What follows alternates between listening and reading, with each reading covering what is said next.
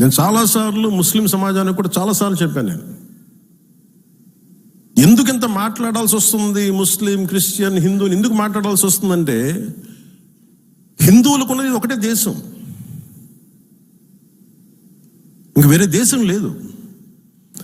ఇక్కడ కూడా హిందువులను టార్గెట్ చేసి చంపితే ఎక్కడికి పారిపోతారు? ఇక్కడ కూడా హిందువులను టార్గెట్ చేసి చంపితే ఎక్కడికి పారిపోతారు? ఇక్కడ కూడా హిందువులను టార్గెట్ చేసి చంపితే ఎక్కడికి పారిపోతారు?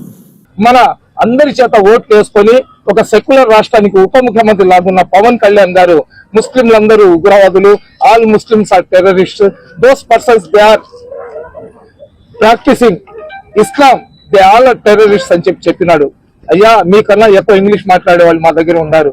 మీరు భారతదేశంలో పుట్టారు, తెలుగు భాష లెస్స అన్నారు, తెలుగు భాషలో ఉన్న తీయదనం అన్నారు. మీరు ఇంగ్లీష్ లో ఎందుకు మాట్లాడుతున్నారు? మీ మైండ్ సెట్ బాగుందో లేదో.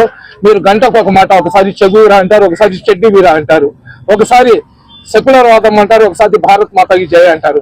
భారత్ మాత మీ పేటెంట్ కాదు, భారత్ మాత మీ ఒక్కటిది కాదు. మేము కూడా భారత్ మాతకి జయ అని మేము కూడా చెప్తాం, మేము కూడా జై శ్రీరామ్ అంటాం. ఈ దేశం సెక్యులర్ వాదంలో హిందూ సోదరుడు అల్లాహ్ అక్బర్ అని చెప్పి, నాదే తక్బీర్ అల్లాహ్ అక్బర్ అని చెప్పడానికి సిగ్గుపడినప్పుడు ఒక ముస్లిం లాగా జై శ్రీరామ్ అని చెప్పడానికి నేను సిగ్గుపడను. మీరు ఈ రోజు భారత్ మాత అంటున్నారు, మీరు హిందుస్థాన్ అని ఈ రోజు అంటున్నారు. అల్లామా ఇక్బాల్ గారు ఆ రోజే చెప్పారు.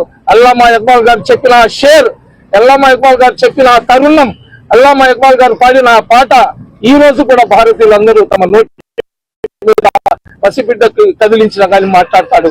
सारे जहां से अच्छा हिंदोसिता हमारा, हम बुलबुले हैं इसकी, ये गुलसिता हमारा, मजहब नहीं सिखाता आपस में बैर रखना, हिंदी है हम वतन है हिंदोसिता हमारा అని చెప్పి స్వాతంత్రం రాకముందు నుంచి అల్లామా ఇక్బాల్ పాడిన పాట మీకు గుర్తుందో లేదో.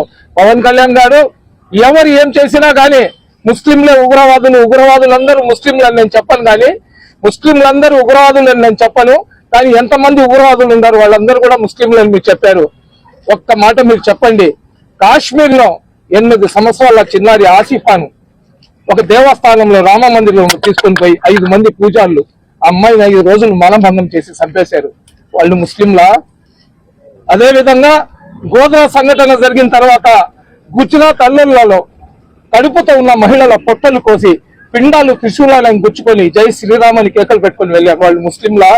అదే విధంగా బాబా ఆశారాం కానివ్వండి, నిత్యానంద స్వామి కానివ్వండి, డేరా బాబా కానివ్వండి, అదే విధంగా ఎంతమంది రేపులు చేసే వాళ్ళు ఉన్నారో వాళ్ళందరూ కూడా హిందూ మతానికి ప్రాక్టీస్ చేసే వాళ్ళే. మేము హిందూ రేపిస్ట్ అని చెప్పినామా? అయ్యా, ఒక ముఖ్యమంత్రి హోదాలో అందరినీ కలుపుకొని జీవించే ఈ దేశంలో పుట్టి మీరు ముస్లింల మీద విషం కక్కుతున్నారంటే ఇది కట్టర్వాది హిందువులు ఎవరైతే ఆర్ఎస్ఎస్ వాళ్ళు ఉన్నారో, ఎవరైతే ఉత్తరప్రదేశ్ లో ఉన్న ఏబి ఆదిత్యనాథ్ కూడా చెప్పని మాటలు మీరు ఒక సెక్యులర్ ఆంధ్ర రాష్ట్రానికి ఉప ముఖ్యమంత్రి లాగా చెప్పినారంటే అసలు మీ మనస్తత్వం ఏంది, మీరు ఏందనేది కూడా ప్రజలు చర్చించుకునే పరిస్థితి వచ్చింది.